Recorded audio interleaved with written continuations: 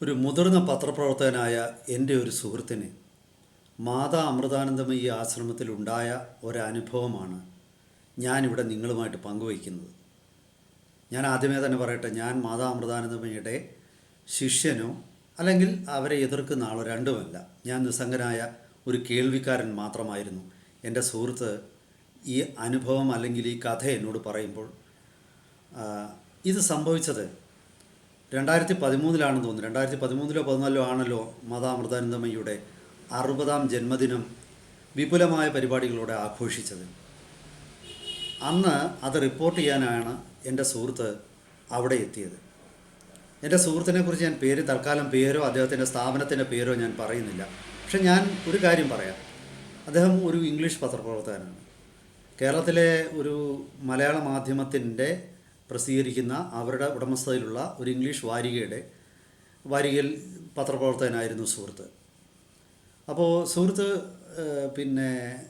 അമ്മയുടെ 60ാം പിറന്നാൾ ആഘോഷ വേളയിൽ അവിടെ ചെന്നപ്പോൾ ഗംഭീര സ്വീകരണം അദ്ദേഹത്തിന് കിട്ടി. കാരണമുണ്ട്. എൻ്റെ സുഹൃത്ത് അതിനും കുറച്ച് കൊല്ലം മുമ്പും അവിടെ പോയിട്ട് അമൃതാനന്ദമയി ഇൻ്റർവ്യൂ ചെയ്ത് റിപ്പോർട്ട് ചെയ്തിരുന്നു. അന്ന് അവർക്കത് നന്നായിട്ട് ഇഷ്ടപ്പെട്ടു. അക്കാരണത്താൽ ഈ 60ാം പിറന്നാൾ ആഘോഷത്തോടനുബന്ധിച്ച് സുഹൃത്ത് അവിടെ ചെന്നപ്പോഴും അദ്ദേഹത്തിന് ഗംഭീര സ്വീകരണമാണ് കിട്ടിയത്. ഈ ആദ്യത്തെ തവണ എന്തെഴുതണമെന്ന് മാനേജ്മെൻറ്റ് പറഞ്ഞിരുന്നില്ല. അത് സുഹൃത്തിൻ്റെ സ്വാതന്ത്ര്യമായിരുന്നു. പക്ഷേ രണ്ടാമത്തെ തവണ അവിടെ ചെന്നപ്പോൾ എൻ്റെ സുഹൃത്തിന് വ്യക്തമായ മാർഗനിർദ്ദേശങ്ങളുണ്ടായിരുന്നു. അത്തവണ അമൃതാനന്ദമയിയെക്കുറിച്ച് അത്ര നന്നായിട്ട് എഴുതാനല്ല സുഹൃത്ത് ചെന്നത്. അവരുടെ എല്ലാ വശങ്ങളെക്കുറിച്ചും അവിടെ മാതാ അമൃതാനന്ദമയി ആശ്രമത്തിനെതിരെയുള്ള ആരോപണങ്ങളെക്കുറിച്ചും ഒക്കെ എഴുതാൻ വേണ്ടിയിട്ടാണ് അവിടെ ചെന്നത്.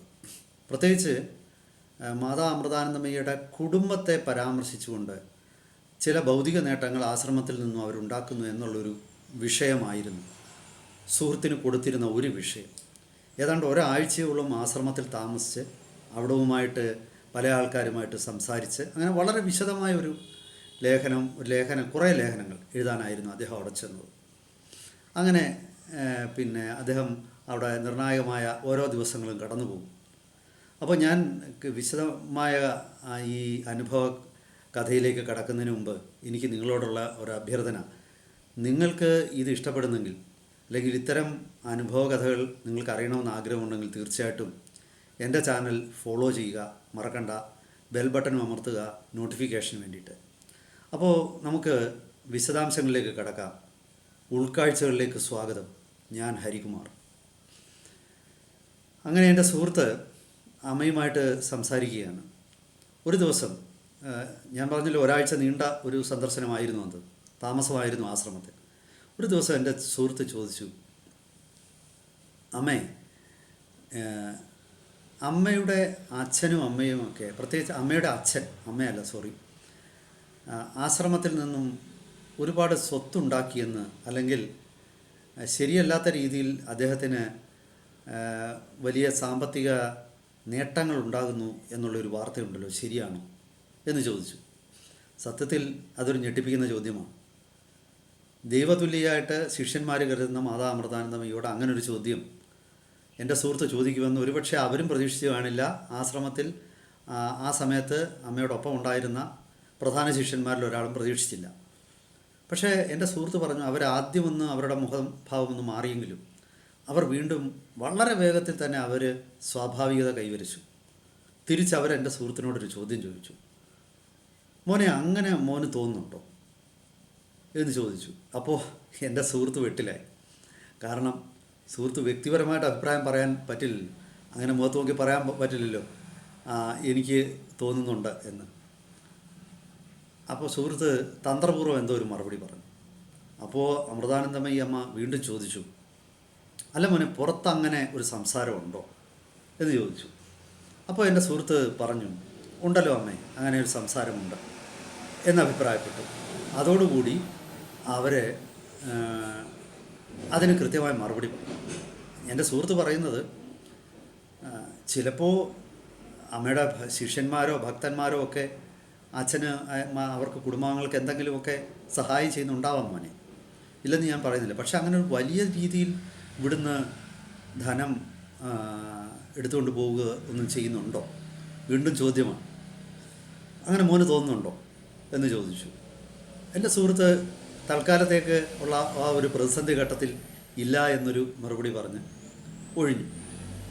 അങ്ങനെ സുഹൃത്ത് ഒരുപാട് അസ്വസ്ഥതയുണ്ടാക്കുന്ന ചോദ്യങ്ങൾ മാതാ അമൃതാനന്ദമയിയോട് ചോദിക്കുകയും, പക്ഷേ അവരതിലൊന്നും തന്നെ ഒരു നീരസമോ എതിർപ്പോ ഒന്നും അവിടുന്ന് ആരും പ്രകടിപ്പിച്ചില്ല എന്നാണ് എൻ്റെ സുഹൃത്ത് പറയുന്നത്. അങ്ങനെ ഇരിക്കെ ഒരു ദിവസം തീരാറായി ഇവരുടെ പ്രോഗ്രാം. അപ്പോൾ എൻ്റെ സുഹൃത്തിനോടൊപ്പം ഫോട്ടോഗ്രാഫറുമുണ്ട്. അവരുടെ പത്രത്തിൻ്റെ ഫോട്ടോഗ്രാഫറാണ്. അപ്പോൾ പത്ര ഫോട്ടോഗ്രാഫറോട് എൻ്റെ സുഹൃത്ത് പറഞ്ഞു, ഈ മാതാ അമൃതാനന്ദമയിയുടെ കുടുംബ വീടിൻ്റെ, ഈ അച്ഛൻ താമസിക്കുന്ന വീടിൻ്റെയൊക്കെ ഫോട്ടോ എടുക്കണമെന്ന് പറഞ്ഞു. അപ്പോൾ അദ്ദേഹം സ്വാഭാവികമായിട്ടും റിപ്പോർട്ടറാണ്, മുതിർന്ന ഉദ്യോഗസ്ഥൻ. അദ്ദേഹം കൊടുക്കുന്ന ഓർഡറുകൾ ഒഫീഷ്യൽ ഓർഡർ തന്നെയാണ്. ഫോട്ടോ എടുക്കാതിരിക്കാൻ പത്രക്കാരന്, ഫോട്ടോഗ്രാഫർക്ക് കഴിയില്ല. പക്ഷേ ഈ രണ്ടാമത്തെ ദിവസം അവിടെ ചെന്ന് രണ്ടാമത്തെ ദിവസം പറഞ്ഞിട്ടും തീരാറായി, ഈ അഭിമുഖം തീരാറായിട്ടും ഫോട്ടോ എടുക്കാൻ ഫോട്ടോഗ്രാഫർക്ക് പറ്റിയിട്ടില്ല. അങ്ങനെ അവിടുന്ന് തിരികെ പോകുന്നതിൻ്റെ തൊട്ട് മുമ്പത്തെ ദിവസം രാവിലെ എൻ്റെ സുഹൃത്ത് ഫോട്ടോഗ്രാഫറോട് ചോദിച്ചു, എനിക്ക് ആ ഫോട്ടോ ഒന്ന് കാണണമെന്ന് പറഞ്ഞു. അപ്പോൾ ഫോട്ടോഗ്രാഫർ ആകെ പരിങ്ങി. അപ്പോൾ അയാൾ പറഞ്ഞു, എനിക്ക് ആ ഫോട്ടോ എടുക്കാൻ പറ്റിയില്ല എന്ന് പറഞ്ഞു. അപ്പോൾ എൻ്റെ സുഹൃത്ത് കോപാകുലനായി. അപ്പോൾ അദ്ദേഹം പറഞ്ഞു, ഞാനിതാ താങ്കൾക്ക് ഞാൻ എഴുതി തരികയാണ്, റിട്ടേൺ ഓർഡറായിട്ട് തരികയാണ്, ഈ ഫോട്ടോ എടുക്കുക. താങ്കൾ എടുക്കുന്നില്ലെങ്കിൽ ഞാനിത് മാനേജ്മെൻറ്റിന് റിപ്പോർട്ട് ചെയ്തിട്ട് അവരെടുക്കുന്ന തീരുമാനത്തിൽ താങ്കൾ മാത്രമായിരിക്കും ഉത്തരവാദി. അതായത് ജോലിയിൽ നിന്ന് പിരിച്ചുവിടും, അത്രയേ ഉള്ളൂ. ഫോട്ടോഗ്രാഫർക്ക് കാര്യത്തിൻ്റെ ഗൗരവം മനസ്സിലായി.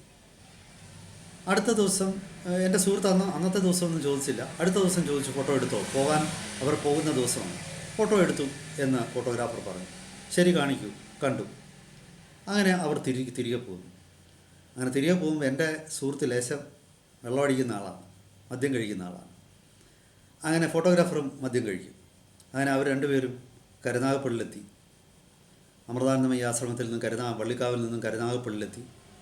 അവർ ഈ 6-7 ദിവസം ആശ്രമ ജീവിതമൊക്കെ കഴിഞ്ഞിട്ട് വരുമ്പോൾ അവർക്ക് പെട്ടെന്ന് റിലാക്സ് ആകാൻ വേണ്ടിയിട്ട് അവർ അടുത്ത ബാറിലേക്ക് കയറി. അങ്ങനെ മദ്യം കഴിച്ചുകൊണ്ടിരിക്കുമ്പോൾ എൻ്റെ സുഹൃത്ത് വളരെയധികം അദ്ദേഹം തുറന്ന മനസ്സായി. ഫോട്ടോഗ്രാഫർക്ക് തുറന്ന മനസ്സായി. അപ്പോൾ സുഹൃത്ത് വീണ്ടും ഫോട്ടോഗ്രാഫറോട് ചോദിച്ചു, അല്ല, ഞാൻ ആദ്യം നിങ്ങളോട് ഫോട്ടോ എടുക്കാൻ പറഞ്ഞിട്ട് നിങ്ങൾ എന്താ ഫോട്ടോ എടുക്കാമായിരുന്നു? എന്തായിരുന്നു അവിടെ സംഭവിച്ചത് എന്ന് ഫോട്ടോഗ്രാഫറോട് ചോദിച്ചു. അപ്പോൾ ഫോട്ടോഗ്രാഫർ പറഞ്ഞത് വലിയ ഞെട്ടിപ്പിക്കുന്ന ഒരു കഥയാണ്. അദ്ദേഹം പറഞ്ഞു, ഞാൻ അമ്മയുടെ കുടുംബ വീടിൻ്റെ ഫോട്ടോ എടുക്കാൻ, അമ്മയുടെ അച്ഛൻ്റെ താമസിക്കുന്ന വീടിൻ്റെ ഫോട്ടോ എടുക്കാനുമൊക്കെ പോവുകയാണ്. അപ്പോൾ അച്ഛൻ താമസിക്കുന്ന വീടിൻ്റെ ഫോട്ടോ എടുക്കാനായിട്ട് ഞാൻ പോകുമ്പോൾ ഞാൻ ക്യാമറ സെറ്റ് ചെയ്യുമ്പോൾ പെട്ടെന്ന് എന്തെങ്കിലുമൊക്കെ പ്രശ്നം വരും. പലതവണ എന്നെ ഒരു കൂട്ടം ഉറുമ്പുകൾ വന്ന് കടിക്കുന്നത് പോലെ എനിക്ക് തോന്നി. അപ്പം അദ്ദേഹം പറയുന്നത് തോന്നിയതല്ല, അദ്ദേഹത്തിൻ്റെ കാലിൽ നിറയെ ഉറുമ്പ് അദ്ദേഹത്തിൻ്റെ കാലിൽ വന്ന് പൊതിഞ്ഞു. അദ്ദേഹം ആകെ പരിഭ്രാന്തനും അസ്വസ്ഥനുമായി.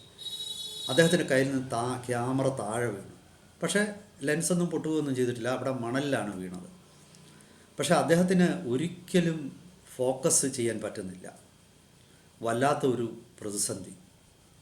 അതിനിടയ്ക്ക് അദ്ദേഹത്തിന് ലേശം മാനസികമായ ഭയവും തോന്നി. ഇനിയും ഈ ഫോട്ടോ എടുത്താൽ തനിക്ക് എന്തെങ്കിലും ദുരന്ത അനുഭവം ഉണ്ടാകുമോ എന്നുള്ള ഒരു ഭയവും മനസ്സിൽ ഗ്രസിച്ചു.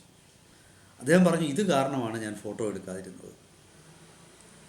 അപ്പോൾ സുഹൃത്ത് പറഞ്ഞു, പിന്നെങ്ങനെ നിങ്ങൾ ഫോട്ടോ എടുത്തു?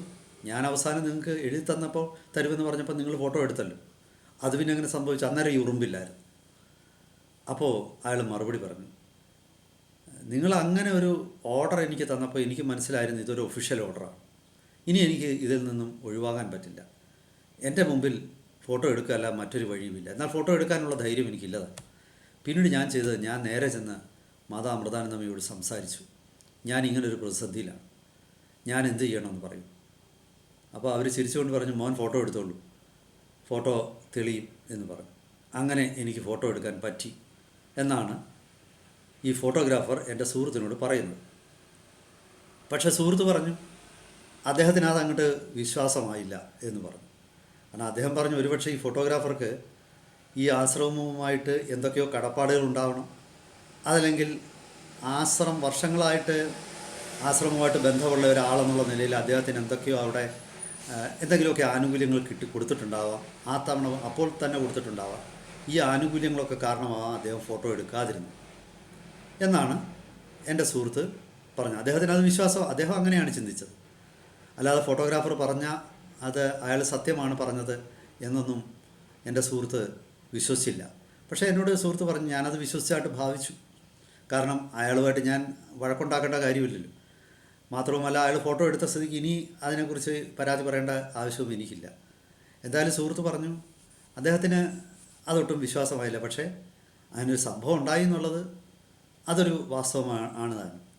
അപ്പോൾ പലപ്പോഴും അത്ഭുതങ്ങളുടെ ഇടയിലൊക്കെ വിശ്വാസികൾക്കത് അത്ഭുതവും അവിശ്വാസികൾക്കത് എന്താണ്, അതിൻ്റെ പിന്നിൽ എന്തെങ്കിലും നിഗൂഢതകളും കാണും. ഇത് പലരുമുണ്ട്. ഞാനൊരു പത്രപ്രവർത്തനം എന്നുള്ള നിലയ്ക്ക് പണ്ട് അമൃത ടി വിയിൽ ജോലി ചെയ്ത പല സുഹൃത്തുക്കളും എനിക്കുണ്ടായിരുന്നു. അപ്പം ഞാൻ അവരോട് ചോദിച്ചിട്ടുണ്ട്, ഈ മാതാ അമൃതാനന്ദമയി അങ്ങനെ ഒരു ദിവ്യ ശക്തിയുള്ളൊരു സ്ത്രീയാണോ? ഒറ്റ പത്രക്കാരും എന്നോട് പറഞ്ഞിട്ടില്ല അങ്ങനെ, അവർക്കാർക്കും അങ്ങനെ തോന്നിയിട്ടില്ല.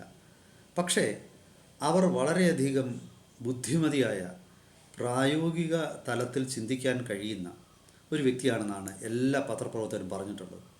ഇപ്പോൾ ഒരാൾ പറഞ്ഞത് എന്നെ അത്ഭുതപ്പെടുത്തി. അദ്ദേഹം പറഞ്ഞു, ഒരേ സമയം പല കാര്യങ്ങളും ഇവർ ചെയ്യുന്നത് കണ്ടിട്ടുണ്ട്. അതുപോലെ നമ്മളോട് സംസാരിക്കുമ്പോൾ അവർ വേറൊരാളോടും മറുപടി കൊടുക്കും.